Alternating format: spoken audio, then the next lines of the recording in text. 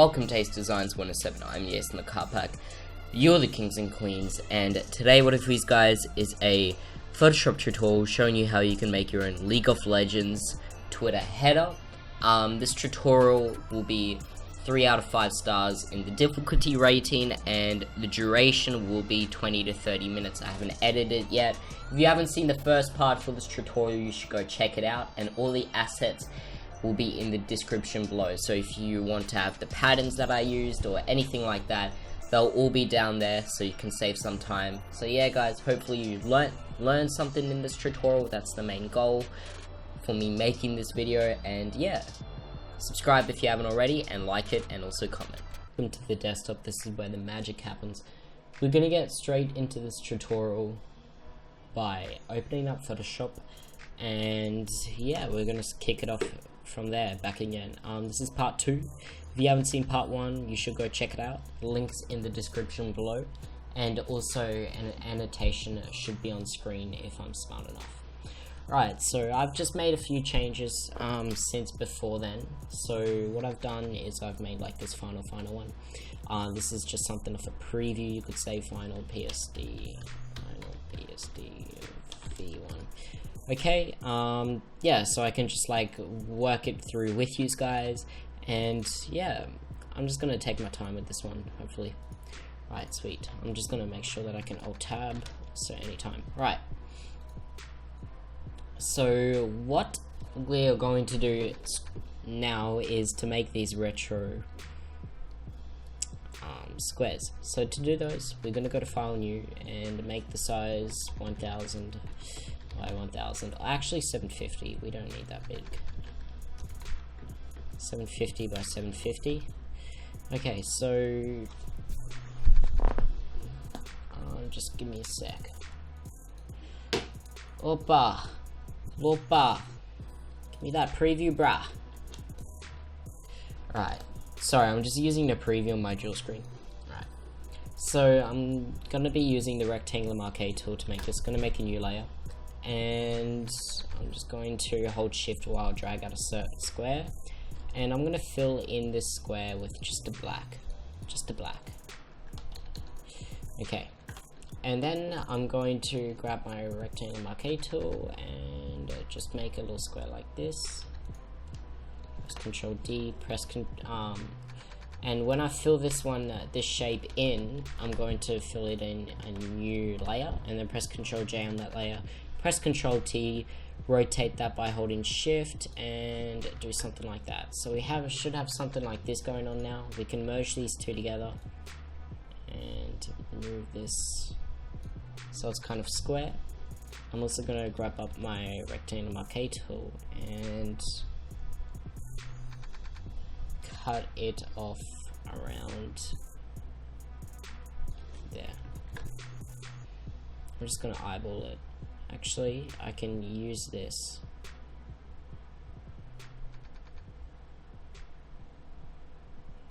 Right. Guidelines. There we go. That's just gonna cut it off like that.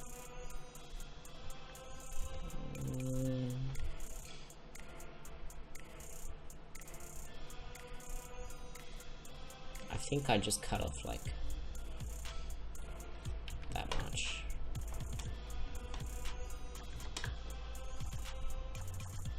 It's really hard eyeballing it. Like, I wouldn't recommend this. Actually, you know what I'm gonna do? I'm just going to have to cut that off. Press Ctrl J, press Ctrl T, rotate that, and so that's just gonna be more efficient, I guess, instead of eyeballing it. So then, what we have to do is go to File, Edit, and define this as a brush, not a pattern. Brush preset, and I'm just gonna name this retro square. Okay, so now when we go into our final PSD and use our brush, it's going to give us the square. Perfect. Now I'm going to pick a color, something like this, and make a new layer. Just gonna make a group and do top layers. Okay, And on this layer, I'm just going to click once, press Ctrl T and resize this one down like that. Okay, and I can go here and go to blending options, do a drop shadow, and do the opacity like this. Now do a 0 spread and distance, but a no size actually. Wait, I forgot. Okay, so you do no size and spread, but like that. Okay, brilliant. Okay, and I want to do something like that, but it's going to be darker. And it's going to be a further distance. Something like that. Now when we move this into place behind the lol character, we should have a brush like this. But I feel like that line isn't thick enough. So what we're going to do is we're going to merge these two together. And it's a pretty quick solve. Just shift click the thumbnail, go to edit, just let me, I know that it's here, modify, expand, and we're probably going to expand it by 9 pixels.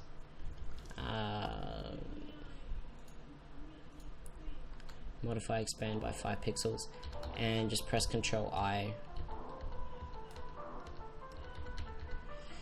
when you you can fill that in, whatever. Okay, and then we can go back to edit, define. Now these aren't that straight, but who really gives a shit? Okay, and then we can just copy what this layer style is, because I don't feel like redoing that. Make a new layer, select our brush, and then paste this back on. And I'm going to make sure that when I'm painting, I'm going to paste it like that. Okay.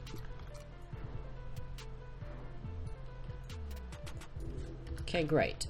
Now with this drop shadow, I'm going to make sure that it is not too far away.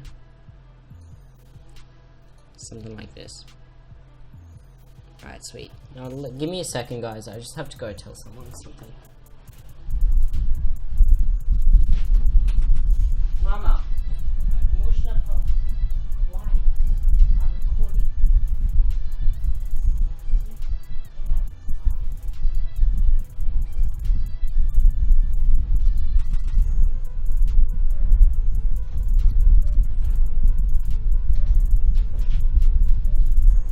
Alright, I'm back, and I'm just gonna, this is going to be our largest brush here. So something like this. You might need to make different size brushes, just the same shape relatively. That just might be needed. Now we can take away from this brush if we ever need to, like if we need a large gap. And the drop shadow should go around it. So if you go here and just press delete, see the drop shadow will actually manipulate itself around. Something like that. And yeah, we've got something good going on here, and that other edge is hidden. And we can just press Ctrl J on this one. Press Ctrl T. And move it down to here. Press Ctrl J. Move one down here. Okay, and we're gonna have to do this with a couple of different brushes. So we're going to do it now with a green. Now I'm just gonna do it like this and then paste this layer style, but we have to go into the drop shadow and change it to that green shade. So select that green and then go into darker green, so something like this. Press Ctrl T. Hold shift when you resize this one down, and you also need to change the distance if you're resizing of the drop shadow. So this can be quite tedious, so I'm going to, speed up the video.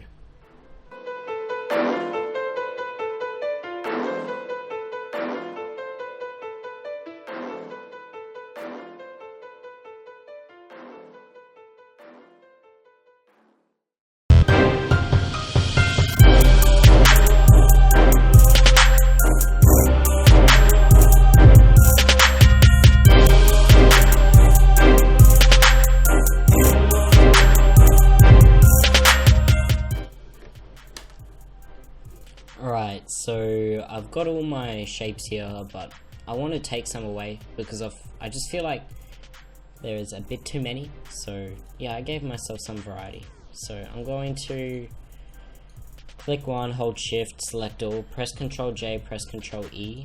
They'll merge all those together, and I'm also going to click the rest and name these back up. So now with this one, we can see that, bam, we have those. So now if I go with my eraser tool, just to select where I want to take away some, it should be fine.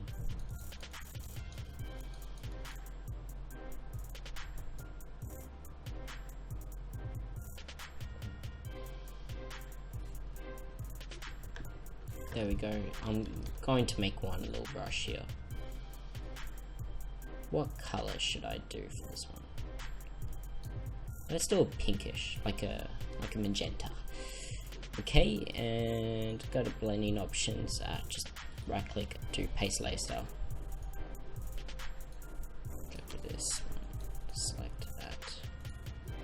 Doesn't take too long. Probably takes maximum 5 minutes, something like that.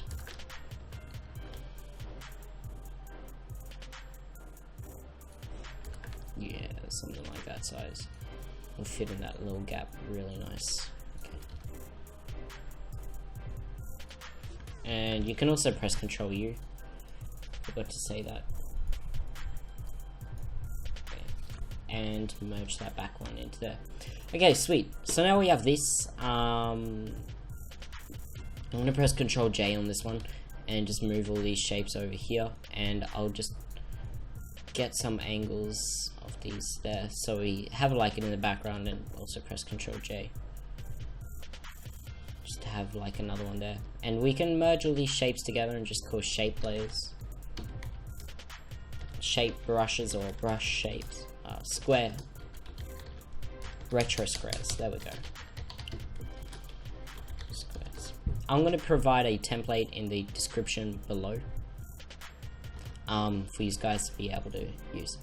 Right, so the next thing that we have to do is make the text. I said that I'll be doing that, but I didn't realize the shapes would take so long, but I do realize that I would cut this video a lot. So I'm just going to start doing all this little text around here, and then I'll start showing you how to make these layer styles and everything like that. So to make the text, it's pretty simple. I'm going to be using a font called 8-Bit Wonder Nominal. Just go down to the description below. There'll be a link to buy, not buy it, just download it.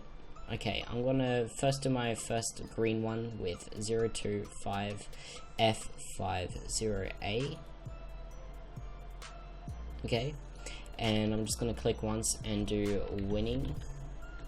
Okay, sweet. And for the, I'm going to go to my window tab and bring up my character settings. I'm just going to do it something like that.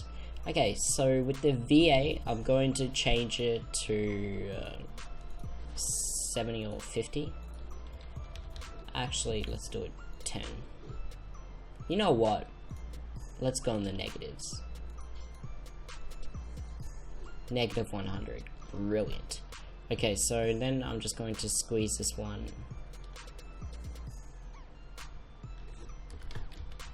There we go. We've got something like that. And size this one down. Okay, but to make this text stand out, what we're going to do is press Ctrl J, press Ctrl T, and move this one down. We're going to make this copy below our original copy. I'm going to right click and go to the blending options, go to color overlay, and we're going to go here, go to that, but we're going to make it a dark one. So what this does is it gives us a little shadow. The shadow will make the text stand out. It will actually stand out from the rainbow. And yeah, so we can group these texts together by just control clicking and then group, press Ctrl G to group, and we've got that, so we can move this around. Something like that. My square doesn't go through the green, so I'm going to do a location like that, so you can tell what the word winning is there.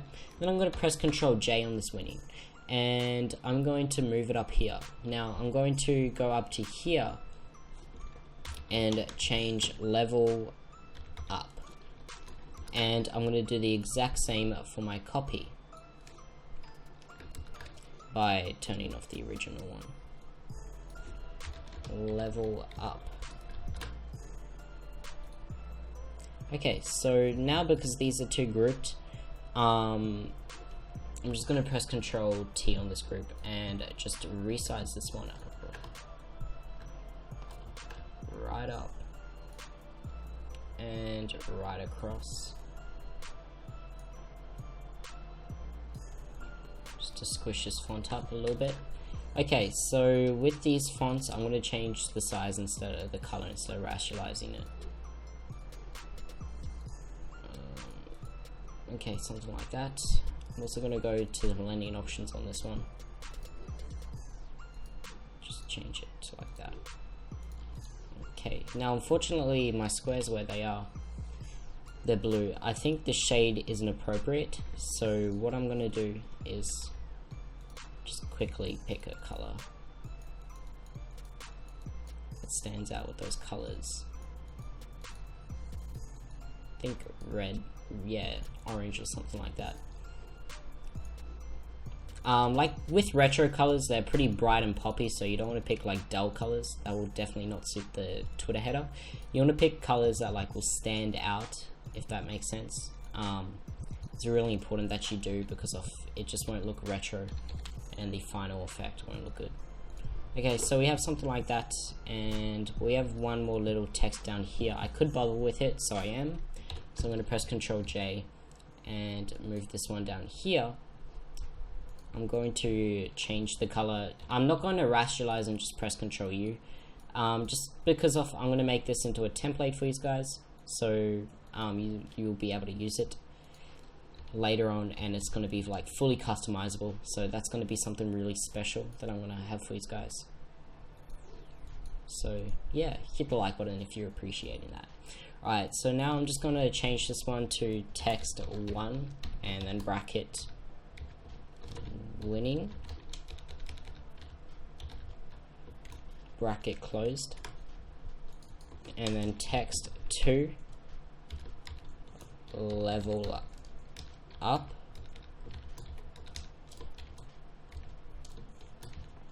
bracket close that one, and then this one is going to be text 3 level up.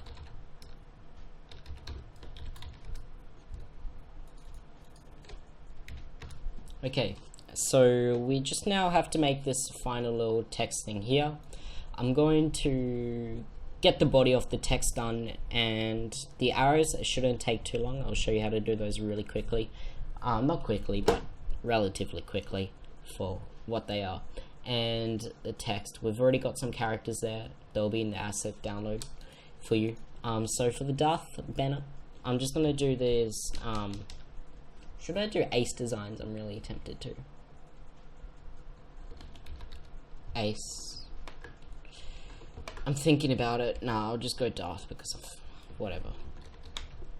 Darth. Your text. I think your text is much more appropriate. Your, and I'm gonna do text. It's separate. Why not? Separate layers. Can't go wrong with. And your text. Oh, your text wouldn't really work. It needs to be your channel name. Alright. I'm going to move this one down with my arrow keys 4 times. And with my your, I'm just going to control click all these, press Control T, move this somewhere such as this. I'm going to press Control T, hold Shift, and squeeze these one.